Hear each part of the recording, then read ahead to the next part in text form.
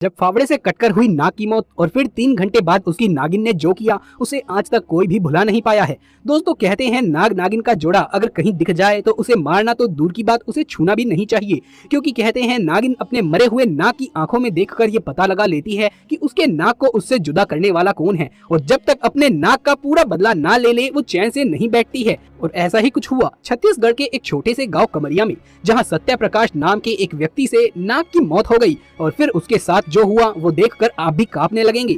दोस्तों वीडियो में आगे बढ़ने से पहले आपसे एक छोटी सी रिक्वेस्ट है कि इस वीडियो को लाइक करके हमारे चैनल को सब्सक्राइब कर लें और पास वाले बेल आइकन को भी दबा लें, जिससे अगले वीडियो की नोटिफिकेशन मिले आपको सबसे पहले। चलिए शुरू करते हैं। दोस्तों छत्तीसगढ़ में कमरिया नाम का एक छोटा सा गांव है, जहां पर एक नागिन ने अपने नाग की मौत पर ऐसा कारनामा कर दिखाया जिसे देखकर हर किसी के पसीने छूट गए। दरअसल इस गांव में खेत ही खेत हैं, जिसमें वहां के स्थानीय लोग खेती बाड़ी करके अपना पालन पोषण किया करते थे। दोस्तों एक दिन एक नाग नागिन का जोड़ा उस गांव में भ्रमण करते हुए वहां खेतों में पहुंच गया और 3 दिन तक वो जोड़ा खेतों के चक्कर लगाता रहा। कई लोगों ने तो उन्हें देखा भी और उनके मन में इनका डर भी बैठ गया। ऐसे में कुछ लोग तो खेतों में जाने से भी डरने लगे। लेकिन 3 दिन बीत जाने के बाद भी जब लोगों को वो नाग नागिन का जोड़ा खेतों में नजर नहीं आया, तो फिर से लोगों ने बिना डरे अपने खेतों में काम करना शुरू कर दिया। एक दिन भरी दोपहरी में सत्य प्रकाश नाम का एक व्यक्ति अपने खेतों में फावड़े से काम कर रहा था। वो नाग नागिन एक दूसरे से बिछड़ गए थे और नाग अकेले नागिन को ढूंढने लगा। नागिन को ढूंढते ढूंढते वो नाग उसी जगह पर पहुंच गया जहां खेत में सत्य प्रकाश फावड़े से काम कर रहा था,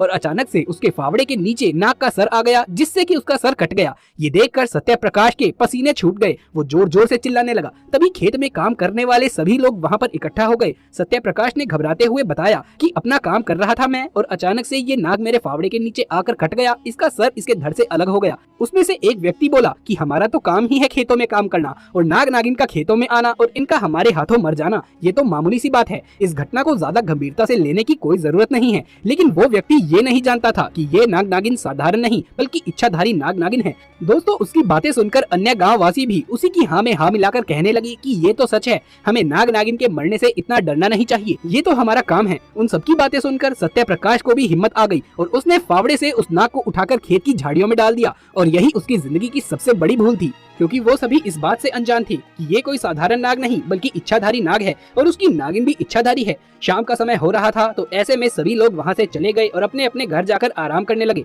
वहीं सत्य प्रकाश भी बेफिक्र होकर अपने घर में खाना खाकर सो गया।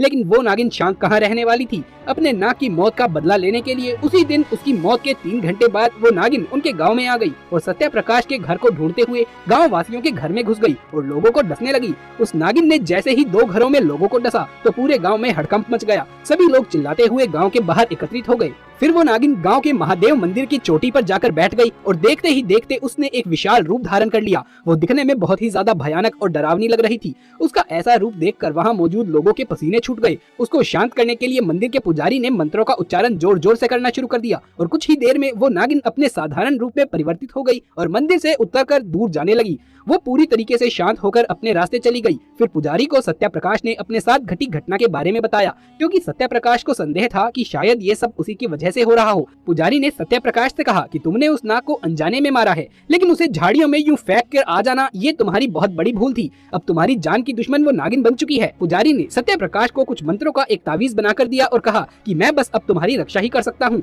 लेकिन तुम्हारे कर्म को मिटाया नहीं जा सकता है। वो इच्छाधारी नागिन आज नहीं तो कल अपने नाग की मौत का बदला तुमसे जरूर लेगी, लेकिन ये तावीज उसे तुम्हारे पास नहीं पहुंचने देगा। दोस्तों अब सत्य प्रकाश की उम्र 73 साल की है, लेकिन वो तावीज को हमेशा अपने पास रखते हैं, इसीलिए वो आज तक उस नागिन से सुरक्षित हैं। दोस्तों हमें कभी भी बेवजह ही किसी जीव को नहीं मारना चाहिए, किसी को भी हानि नहीं पहुंचानी चाहिए।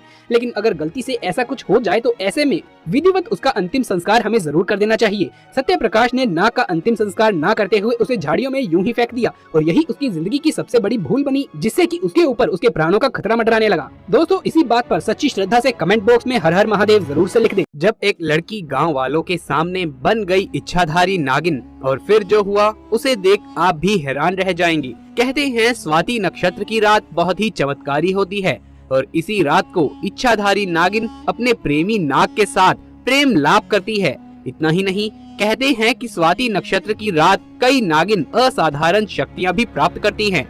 इस रात के बारे में हम आपको इसलिए बता रहे हैं क्योंकि इस रात उत्तर प्रदेश के अजराड़ा गांव में एक ऐसी असाधारण घटना घटित हुई जिसने पूरे गांव वालों को हैरान कर दिया। एक साधारण सी दिखने वाली लड़की जब गांव वालों के सामने ही नागिन बन गई। दोस्तों, इस घटना को सुनने से पहले एक विनती है कि जो भी महादेव के सच्चे भक्त हैं, कमेंट बॉक्स में सच्ची श्रद्धा से हर हर महादेव जरूर लिख देना। दरअसल उत्तर प्रदेश के अजराड़ा गांव में करीब 22 साल पहले एक शादीशुदा दाम्पत्य के घर में एक बच्ची का जन्म हुआ। उन्होंने अपनी बेटी का नाम प्यार से पायल रखा। पायल 6-7 साल तक तो सामान्य बच्चों की तरह ही थी, परंतु जैसे जैसे वो बड़ी हो रही थी वैसे वैसे उसका व्यवहार में भी बहुत से बदलाव आने लगे। वो आधी रात को सोते हुए जागकर चिल्ला उठती कि मेरे नाग को छोड़ दो, उसे कैद मत करो। एक दिन उसके घर के सामने एक सपेरा सांपों का खेल दिखा रहा था। तब पायल ने खिड़की से उस सपेरे को देखा तो वो तेजी से नीचे गई और उसने सपेरे के सिर पर एक जोर से पत्थर मार दिया। पायल की मम्मी तुरंत पायल के पास आई और उसकी इस हरकत की वजह से उसे खूब डांटा और उससे बोला कि आखिर तुमने ऐसा क्यों किया। तो पायल खुद ही नहीं समझ पाई कि आखिर मैंने ये सब क्यों किया। उसने बताया कि जब मैं ये सब कुछ कर रही थी तो मुझे होश नहीं था। एक दिन एक बारात को अपने घर के सामने से जाता देख पायल अचानक से बहुत खुश हो गई। तब उसकी माँ ने उससे पूछा कि तुम इतना खुश क्यों हो रही हो। तब पायल ने बताया कि जब मैं 18 साल की हो जाऊंगी तो मेरा नाग भी मुझे ब्याह कर ले जाएगा। माँ पायल की बात सुन बहुत हैरान हो गई। उसे कुछ समझ नहीं आ रहा था कि आखिर उसकी बेटी कैसी बहकी बहकी बातें कर रही है। एक बार पायल की माँ ने एक प्रसिद्ध सपेरे को पायल को दिखाया तो सपेरा पायल को देखते ही परेशान हो गया। फिर उसने उसकी माँ को चुपके से ये बात बताई कि तुम्हारी ये लड़की पिछले जन्म में नागिन थी। तुम इस लड़की को क्यों पाल रही हो, क्योंकि जब ये 18 साल की हो जाएगी तो ये अपने नाग के साथ चली जाएगी। अब तो पायल की माँ के होश ही उड़ गए थे, परंतु उसने अपने आप को संभाला और सोचा कि ये सपेरा पागल है, मुझे बहका रहा है। भला मेरी बेटी नागिन कैसे हो सकती है। वो पायल को घर लेकर चली गई, परंतु पायल की माँ सपेरे की उस बात से बहुत परेशान रहने लगी। धीरे धीरे समय बीता और जिसका पायल की माँ को डर था वो रात आ गई। स्वाति नक्षत्र की रात और पायल भी अगले दिन 18 की होने वाली थी। उस रात जब सब सो रहे थे तब अचानक से मुख्य दरवाजे के खुलने की आवाज आई। पायल की माँ आवाज सुन उठी और जब मुख्य दरवाजा खुला पाया तो दौड़कर पायल के कमरे में गई, पर पायल वहाँ नहीं थी।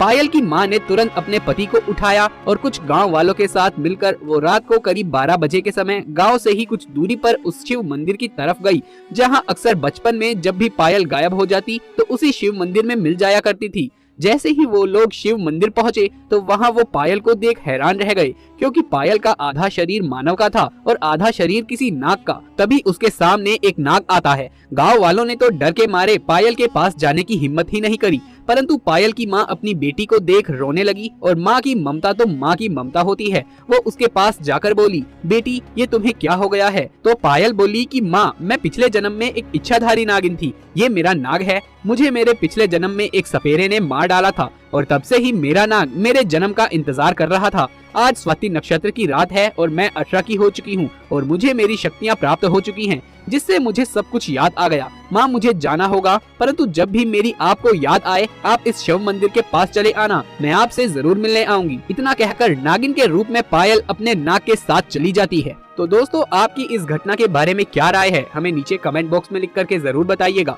यदि ये वीडियो पसंद आया हो तो इसे एक लाइक करके अपने दोस्तों और रिश्तेदारों में इसे ज्यादा से ज्यादा शेयर करें। यदि आगे भी ऐसे ही वीडियोस देखते रहना चाहते हैं तो हमारे चैनल को सब्सक्राइब करके पास वाले बेल आइकन को भी दबा लीजिए। महादेव शिव के सच्चे भक्त कमेंट बॉक्स में हर हर महादेव लिखना बिल्कुल भी न भूलें। जल्द मुलाकात होगी आपसे किसी अगली वीडियो में, तब तक के लिए आप सभी का धन्यवाद।